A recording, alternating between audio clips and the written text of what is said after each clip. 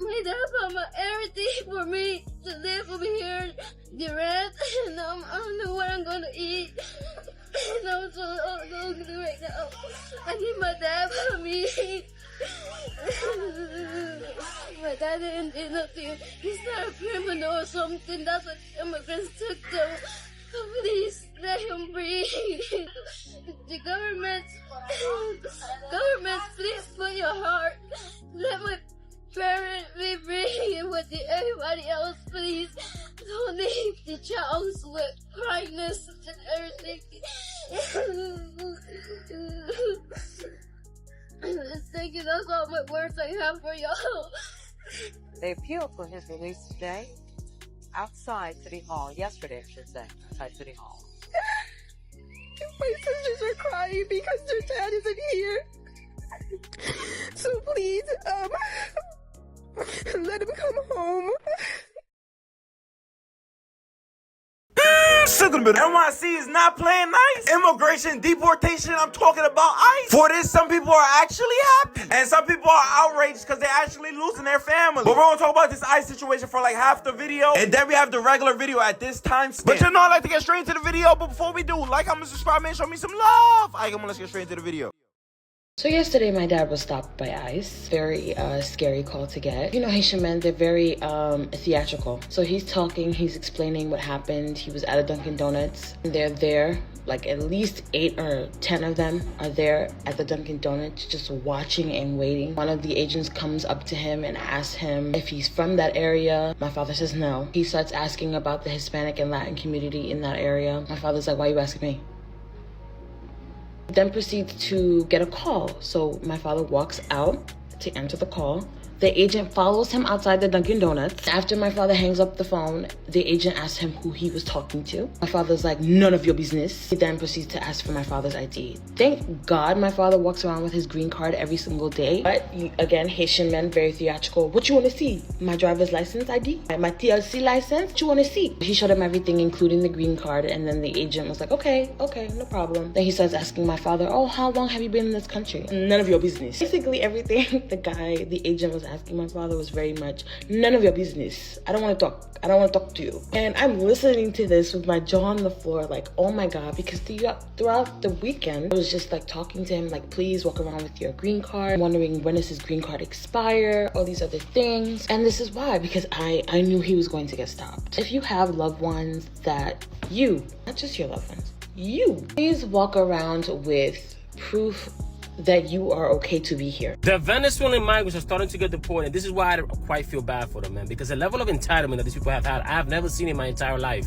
this level of entitlement. There's a video right now that I was tagged in, man, that was going viral of this Venezuelan dude that was talking. He was pretty much bragging about the fact that he came here, he's living for free.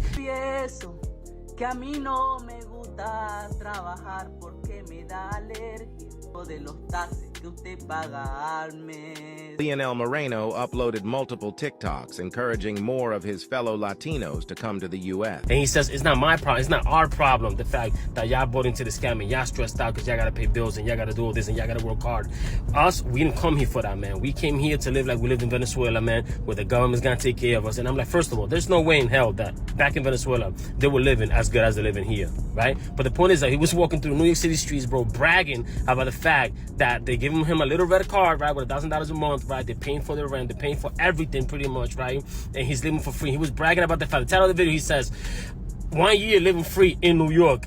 Crazy, bro. But whatever, the point is that the enemy came for this dude, right? And then he came back talking about, I'm gonna sue you, I'm gonna sue New York, I'm gonna sue everybody. You're not gonna be able to mess with me. And I'm like, yo, these people are literally insane, bro. Like, I've never seen this level of entitlement for people who came from another country here. And it's like, give us everything, man. And if you don't, man, sue. Yo, he said he's gonna sue New York, man. Him saying he's gonna sue the state that's feeding him is crazy. That's how crazy these people are, man. I was literally on the phone this morning with my mom, and she was telling me how ICE deportation is literally like in New York City right now. She says like she went to the office to go pick up a paper or something, and she overheard the people in the office saying that ICE deportation is like stopping people and asking them for their IDs and their passports, or if they're documented or whatever the case is. But guys, just be careful and stay safe.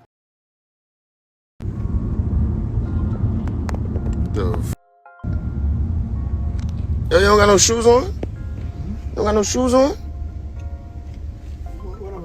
Why you don't got no shoes on? Yeah. Speed camera reported ahead. Shoes, feet. You don't got no shoes on. Yeah, whatever that. Why you don't got no shoes on? Yo, bro, what, bro? Yo, bro, they all through the glass, bro. What?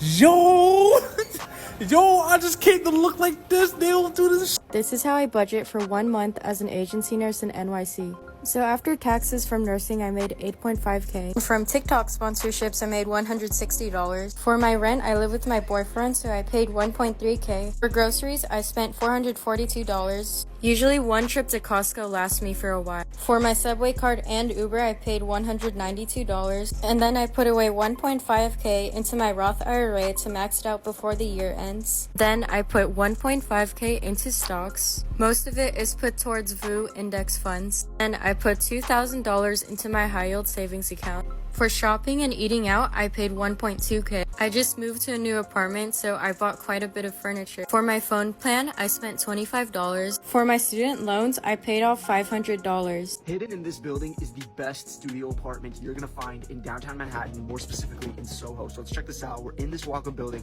and guys, in total in this entire building, there are about 10 apartments, so there is no noise whatsoever. Now coming in, here is your galley kitchen with stainless steel appliances, and in front of me is basically the entire space, and to my right is the first closet, and to my left is the bathroom, which is always great to have, as you guys know that in some tiny studios there aren't even bathrooms in the apartments. But here's another look at the kitchen, again fully updated appliances, and here's your space, and it's actually a really decently sized space as well. You have two big windows here filling the apartment. We're trying what people are calling the best seafood restaurant in New York City. We're at Mito Seafood. Right when you walk in, they send you to the seafood counter. It's essentially a seafood market inside a restaurant. You point to exactly what you want. They take it and they put it in this bowl. The guy hands you a ticket. And they have this Egyptian grandma in the back who cooks up everything fresh to order. They said that she just whips up these marinades off the dough. She's a boss back there. There's also a line out the door. When have you seen a line out the door for a seafood restaurant? We got essentially every fish that you can think of. It's one of the biggest lobster tails I've ever seen. I asked the chef, why is it red? He said this is their secret family Egyptian seasoning, and then they